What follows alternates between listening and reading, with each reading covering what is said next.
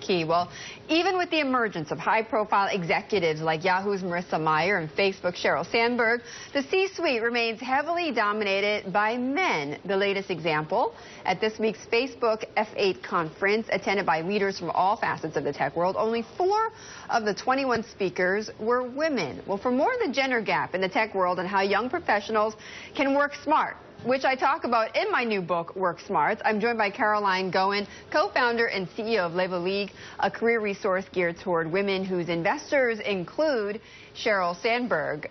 Caroline, this is not a surprise, though, to see that most conferences are dominated by men. And the conference organizers themselves know that problem.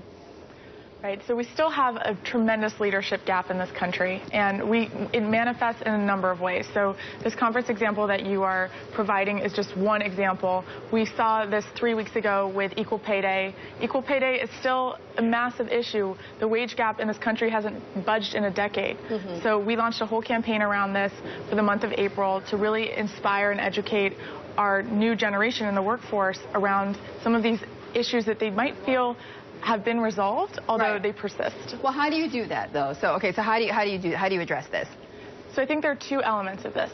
So first and foremost, we need to teach our new generation, we need to teach our Gen Y employees how things like the pay gap affect them, right? So when we launched our Equal Pay Day campaign, prior to the campaign, we surveyed our members and we found that the majority of them felt that the wage gap was a thing of the past, that it didn't apply to them. And then we said, hey, did you know that upon graduating from college, you're already only going to be making 87 cents to your male peer's dollar? All of a sudden, the conversation changed. And we created a tool that calculates the salary that you should be earning using Bureau of Labor Statistics data. And right, but you see, but pay is so, it's so personal, though, because there's there's places where women are out earning men. There's clearly, places where that happens. And there's also places where the gap is probably even wider than what you're talking about, that 13-cent gap. So it's so personal. How do you really make that a national issue then?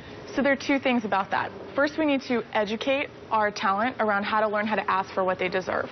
Because the pay gap is not actually just about money. It's about learning how to ask for what you need in your career. So understanding how you're doing in your job and asking for feedback. Understanding what level of responsibility you actively take on and asking for a promotion, asking to expand the scope of what you're allowed to do in your job, and then eventually asking for a raise once you've added tremendous value to a company.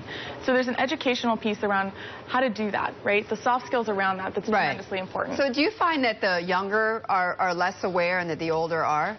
We find that this generation is much less aware of the wage gap. And why is that exactly?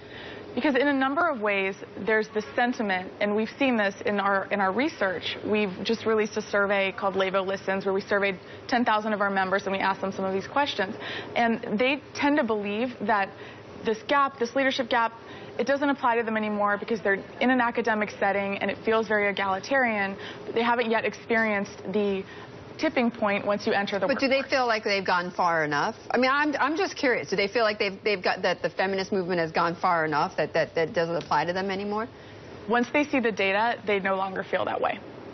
I'm sorry, say that again? So once they see the data around their own wage performance and their own leadership trajectory, and they start to see those numbers apply to them and their peer set, they no longer feel that way. So how are you working with Sheryl Sandberg? So Sheryl was an early investor in Levo and has been a phenomenal advisor and supporter, and she's been a obviously vocal advocate of the leadership gap. So that's something that we believe we can educate against at scale with technology. Some have said, though, that her speaking out for women and women's issues has actually hurt her image as a possible CEO later on. What would you say to that? I think it's tremendously important for leaders to voice their perspectives, and I applaud it. All right.